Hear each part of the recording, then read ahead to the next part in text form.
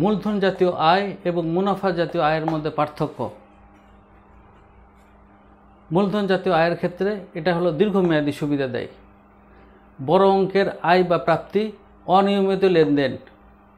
মূলধন জাতীয় আয়ের উদাহরণ হলো কি? মূলধন আনয়ন করা, জমি বিক্রয় করা ইত্যাদি। মুনাফা জাতীয় আয় এটা হলো স্বল্পমেয়াদী হয়, এটা দীর্ঘমেয়াদী হয়, আর এটা ঠিক উল্টা স্বল্পমেয়াদী হয়। বড় অঙ্কের লেনদেন এটা, আর এটা মুনাফা জাতীয় ছোট অঙ্কের আয় বা প্রাপ্তি।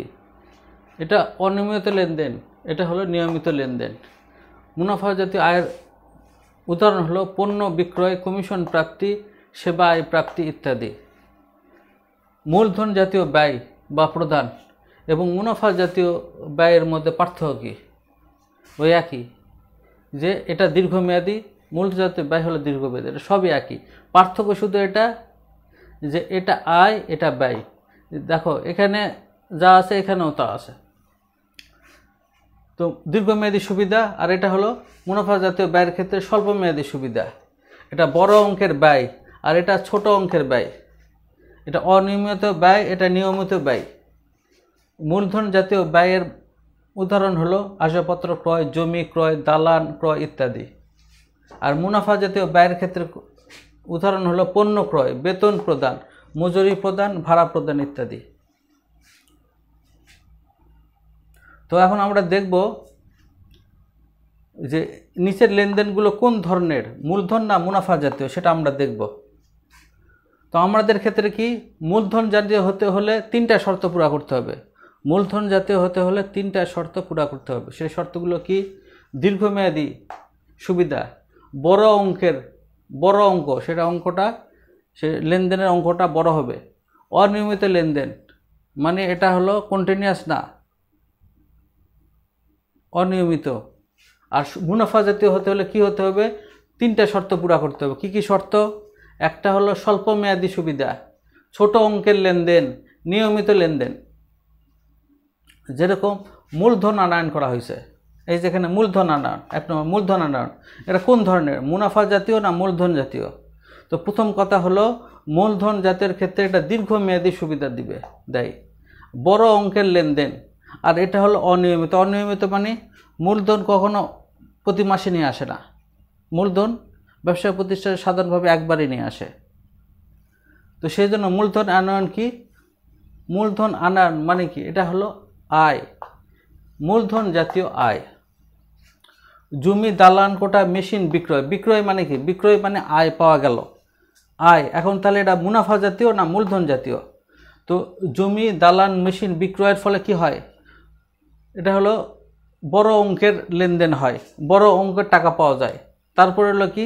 অনিয়মিত লেনদেন। জমি প্রতি মাসে কেউ বিক্রি করে না, দালান মেশিনারি প্রতি মাসে কেউ বিক্রি করে না। তাহলে এটা কি? জমি, দালান, মেশিন বিক্রয় হলো মূলধন জাতীয় আয়। ঋণ গ্রহণ করার ফলে কি হলো? টাকা পাওয়া গেল। তো ঋণ গ্রহণের ক্ষেত্রে কি? এটা হলো দীর্ঘমেয়াদী সুবিধা, অনেক টাকা, বড় অঙ্কের লেনদেন, আর অনিয়মিত। ঋণ সবসময় না হয় না, তো সেই জন্য মূলধন জাতীয় আয় এটা। পণ্য ক্রয়ের ক্ষেত্রে কি? ক্রয় করা হলো, ক্রয় মানে ব্যয় হলো। পণ্য ক্রয় করতে কি হয়? টাকা খরচ হয়। তাহলে এটা হলো ব্যয় হিসাব। তো ব্যয়ের ক্ষেত্রে কি এটা মুনাফা না মূলধন জাতীয় ব্যয়? পণ্য ক্রয় হলো একটা ব্যবসা প্রতিষ্ঠান নিয়মিত পণ্য ক্রয় করতে হয়। তারপরে কি? নিয়মিত। তারপরে এক শর্ত কি? নিয়মিত লেনদেন, নিয়মিত ব্যয়। তারপরে ছোট অঙ্কের ব্যয় এবং স্বল্পমেয়াদী সুবিধা। তো সেই জন্য এটা মুনাফা জাতীয় ব্যয়ের মধ্যে পড়বে। তার পণ্য বিক্রয় করলে কি হয়?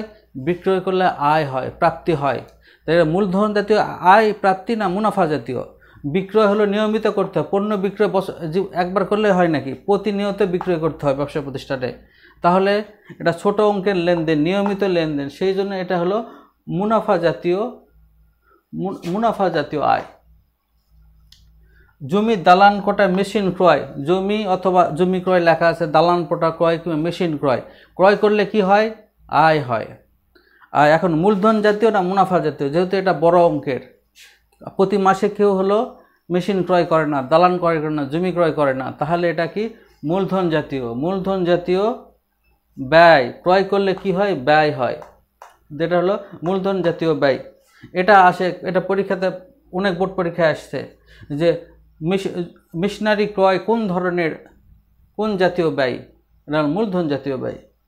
বেতন মজুরি প্রদান, বেতন মজুরি প্রদান, ভাড়া প্রদান, বিদ্যুৎ বিল প্রদান, এগুলো কি করতে হয়, নিয়মিত দিতে হয়। এগুলো অ্যামাউন্ট ছোট থাকে, নিয়মিত লেনদেন, অ্যামাউন্ট ছোট, সুবিধাও ছোট, কারণ বেতন প্রতি মাসে দেওয়া লাগে, বিদ্যুৎ বিল প্রতি মাসে দিতে হয়, এটা লং টার্ম না, এটা শর্ট টার্ম।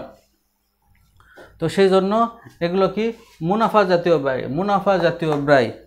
যন্ত্রপাতি মেরামত, যন্ত্রপাতি ক্রয় হলো মূলধন জাতীয় ব্যয়, কিন্তু যন্ত্রপাতি মেরামত হলো মুনাফা জাতীয় ব্যয়। দালান কোটা, মেশিন, আসবাবপত্র ব্যবহারজনিত ক্ষতি, এই দালান কোটা, মেশিন, আসবাবপত্র এগুলো ক্রয় হলো মূলধন জাতীয় ব্যয়, কিন্তু দালান কোটা, মেশিন, আসবাবপত্র ব্যবহারজনিত ক্ষতি এটা হলো মুনাফা জাতীয় ব্যয়, মুনাফা জাতীয় ব্যয়। কারণ এগুলো কি, এগুলা নিয়মিত, এগুলো ক্ষতি হয়, নিয়মিত হয়, এই নিয়মিত ব্যয়। তারপর ছোট অঙ্কের ব্যয়, দালান কোটা, মেশিন, আসবাবপত্র ব্যবহার, এগুলো ছোট অঙ্কের ব্যয়। স্বল্পমেয়াদী সুবিধা, স্বল্পমেয়াদী মেরামত করতেছে, আবার কিছুদিন পর আবার নষ্ট হচ্ছে, আবার মেরামত করছে, সেই জন্য স্বল্পমেয়াদী সুবিধা, সেই জন্য মুনাফা জাতীয় ব্যয়। সেই জন্য আজকে আমরা মূলধন আর মুনাফা জাতীয় ব্যয় ডিটেলসভাবে জানলাম। আশা করি কোনো সমস্যা থাকার কথা না, এরপরেও যদি সমস্যা থাকে অবশ্যই কমেন্টে জানাবা। আর আজকে আমরা মূলধন আর মুনাফা জাতীয় ব্যয় চতুর্থ অধ্যায় শেষ করলাম। সেই জন্য ছাত্রছাত্রীরা তোমরা সবাই ভালো থাকো। আজকে এই পর্যন্তই। আল্লাহ হাফিজ।